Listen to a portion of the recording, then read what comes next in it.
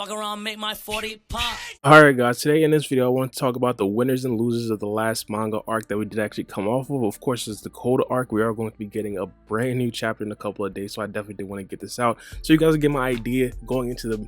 I don't even know, is it going to be a brand new arc? But we just ended an arc, so I guess it has to be a new arc, right? But regardless, let's get into the winners and losers. We're going to start off with the winners. I think the first one is probably going to be obvious. It's going to be Kawaki. That Kawaki is one of the obvious winners in my personal opinion. I mean, first things first, he got a brand new karma seal. I wouldn't even call it a brand new karma seal. The only reason why I would call it a brand new karma seal is now because he's able to actually fully go into his Karma 2 version where he actually does have the horn. Not only that, he also has the dojutsu as well. That right there is going to be extremely significant. I mean, if you guys don't necessarily recall, prior to this arc, Kawaki was literally a sitting duck without his karma seal. There was multiple times where Kawaki took multiple L's, and I'm pretty sure you guys remember the legendary time when he got absolutely destroyed by Shinki. Now we have Kawaki as arguably one of the strongest characters in the whole entire series, and as of right now, before Damon and Ida actually does come to the Hidden Leaf Village, of course, he probably is the strongest character in the Hidden Leaf Village as of right now. So a huge W for Kawaki,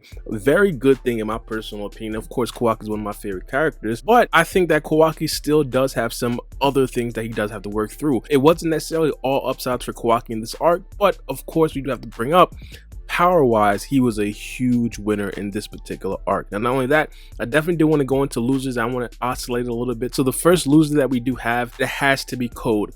Code in this particular arc didn't take all L's. One of the biggest W's that he did actually take. First things first, he's still alive. I mean, I think that right there is probably like a very good sign for Code. That kind of guarantees that he's going to be in the series for longer. And not only that, he also has more time to potentially reestablish himself. But the biggest reason why he does have to go into the losers column is because this whole entire arc is essentially about Code, and he took a massive L. Not only one, multiple L's. If you guys do recall, the series kind of kicked off with Code taking the L to Boruto, or Boruto with his karma seal. Then later on down the line, he took another L from Kawaki, and then later on, way down the line, after he got his limiters removed, he then took another L from Damon.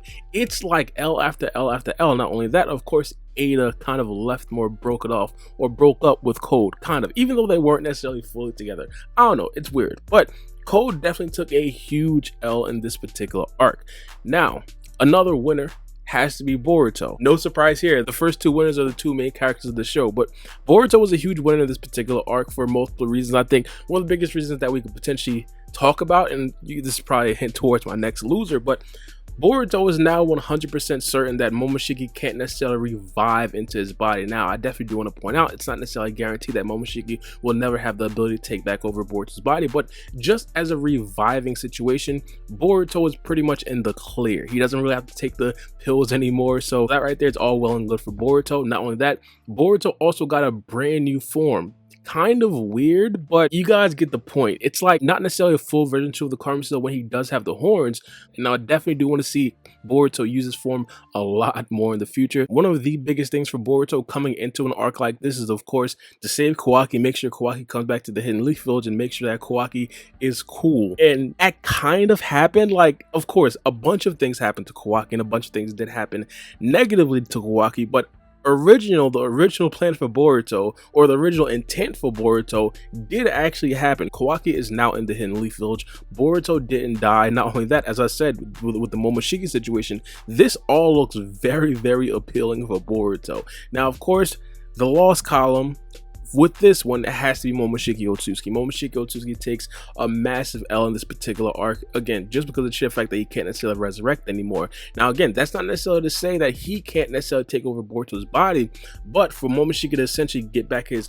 luxurious full suit and everything like that, have his hair on fleek how it used to be, that is probably not going to happen. But Momoshiki didn't necessarily seem terribly disappointed. He understood that something like this could possibly happen, but it happened. I think eventually Momoshiki is going to eventually learn to live with his current situation. I know this is going to be a very hot take and a very unpopular take, but a Momoshiki Boruto relationship is probably not going to be fully out of the question anytime soon. If Momoshiki and Boruto generally have a link together where they can literally talk to each other for the rest of Boruto's life, it's going to be very hard to believe that they're going to stay enemies for the rest of Boruto's life. But the next winner is probably going to be Shikamaru. Coming to this arc, Shikamaru was a very, let's say, he was just a side character. Shikamaru really didn't have any parts, and I think that this arc right here really gave Shikamaru the shine that he actually did need. Now, a lot of people might look at this and say that, hey, this right here is probably gonna put him into losers mail, because a lot of times when Boruto writers, or a lot of times when any writers, period point blank, want to actually kill off a character, they build up the character first, so when the character actually does die, it's more impactful. I don't necessarily think totally that's what's going on with Shikamaru. It's definitely possible that he died. I even believe I talked about this in multiple other videos, but regardless, his actual character took a step up. He wasn't necessarily that much instrumental in the actual battle with Code, Boruto, Kawaki, and of course with Naruto there, but in the second part of the Code arc, he was absolutely insane. The last losers that I definitely do have, and this right here isn't necessarily like a fully thought out one, mainly because it's kind of weird. First things first, I don't necessarily want to call Naruto and Sasuke losers, because they didn't necessarily lose much in this particular arc, but we didn't really get to see them fight. And coming to this arc, we all thought it was going to be like a no-brainer that either Naruto or Sasuke was actually going to fight. In fact, some people even think that Sasuke is going to eventually lose against Code and potentially even die. But regardless, I'm going to give the loser, not necessarily to Naruto and Sasuke, but to the fans, because we did not get to see Naruto and Sasuke fight, and I'm pretty sure that right there is probably going to be on the top of everybody's list in essentially whatever this brand new arc is going to eventually be. And don't get me wrong, we all understand that this is Boruto and Kawaki's story, or Boruto and Sarada's story, or whoever you guys want to call it, but Naruto and Sasuke still does hold a special part in our hearts. The last winner that I have for this particular video is going to be Amado. Amado in this arc came up insanely huge. First things first, this man was literally on the cusp of being kidnapped by god level characters.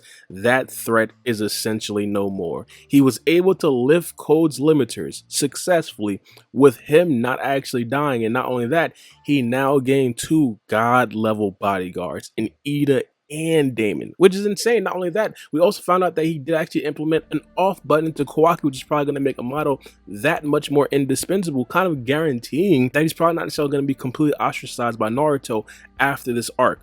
Complete genius from Amado. Not only that, of course, we also found out that he gave Kawaki a karma seal. On the surface, it seems like it's very deceptive, but Kawaki literally saved the Hokage's life, so it's probably not until going to be that big of a deal. So that right there is a huge W for Amado. Like, all around, Amado is damn near playing this game flawlessly. But I definitely do know what you guys think about this arc in the comment section below. Who were your winners and losers? And of course, I'm looking forward to the next arc that's probably going to start hopefully in the Boruto manga. But let me know what you guys think. It's been your boy Baara B, and we out. It's a knife.